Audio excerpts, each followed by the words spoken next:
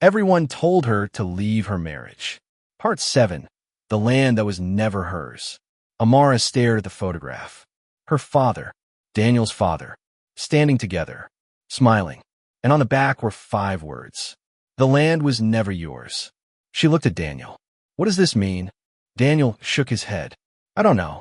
Amara's voice became louder. You don't know? I swear. She turned toward the police officer. Where did you find this? In Victor's car. The officer handed her another envelope. We found this too. Amara opened it. Inside was an old property document. She read the name on it. Her eyes widened. Mrs. Esther Adeyemi. Daniel looked confused. Who is that? Amara shook her head. I've never heard that name before. Then suddenly Daniel's phone rang. It was Linda. He answered. Linda's voice was trembling. Amara, don't trust the property documents. Why? Because your father left something behind. What? A letter. Where is it? Linda paused. At your childhood home. The old house. That same evening, Amara and Daniel drove to her father's old house. The building had been abandoned for years. Dust covered everything. Old furniture remained exactly where it had been left. Amara walked into her father's study. She remembered sitting there as a child. Her father had always told her, one day, you'll understand why I did certain things. At the time, she never understood. Now she wondered whether he had been preparing her for this moment. Daniel searched the bookshelves. Amara searched the desk. Nothing. Then she noticed something strange. One of the floorboards was slightly raised. Daniel, he came over. Together, they lifted it. Beneath, it was a small metal box. Amara's hands trembled as she opened it. Inside was a letter and a USB drive. She unfolded the letter. It began, My beloved daughter, if you are reading this, something has gone wrong. Amara's eyes filled with tears. The letter continued. I did not leave you the land because I wanted you to become wealthy. I left it because it protects something far more important. Amara looked at Daniel. What does that mean? They continued reading. The land contains a secret that must never fall into the wrong hands.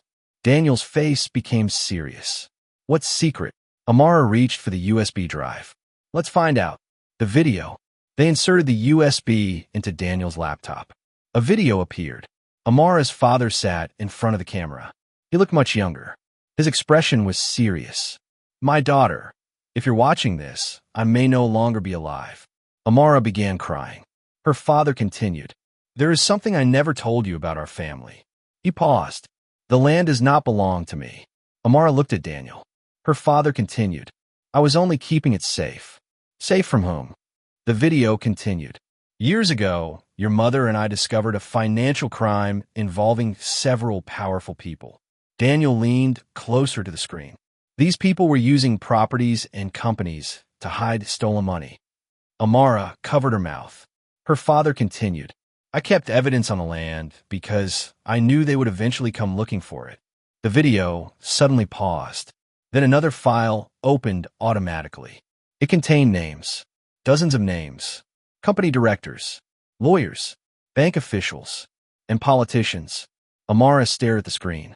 This is huge. Daniel nodded. Then Amara noticed one name. Her heart stopped. Victor. But that wasn't the biggest shock. Another name appeared beneath it. Daniel's mother. Amara turned slowly toward Daniel. Your mother knew. Daniel looked devastated. My mother. He couldn't finish the sentence. The final message. The video continued. Amara's father looked directly into the camera. There is one person you must never trust. The screen went black for several seconds. Then his voice returned. His name is... The video suddenly stopped. Amara screamed. No! Daniel tried restarting it. Nothing. The file was corrupted. Then they heard a noise outside. Crack. The sound of a window breaking. Daniel stood up. Someone is here. Amara grabbed the USB. They turned off the lights. Footsteps entered the house. Slowly. 1 step. 2 steps. 3. Someone entered the study. Daniel whispered, Stay behind me. A shadow moved across the doorway. Then the person spoke. Amara recognized the voice immediately. Amara, you shouldn't have opened that box. She froze. It was someone she trusted. Someone who had been helping her all along. Someone she never imagined could be involved. Amara whispered, Linda, To be continued. Lesson from Part 7. Sometimes the biggest secrets aren't about money. They're about trust, family, and decisions made before we were even born. Amara's father kept a secret because he believed he was protecting his daughter.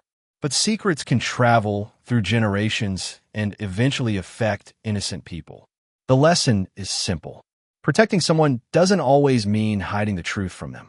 Sometimes the greatest protection is giving someone the truth and allowing them to prepare for what lies ahead. And in marriage, don't make your spouse fight battles they don't even know exist. Communication isn't just about talking when things are good. It's also about telling the truth when the truth is difficult. Part 8. The person she trusted. Coming next.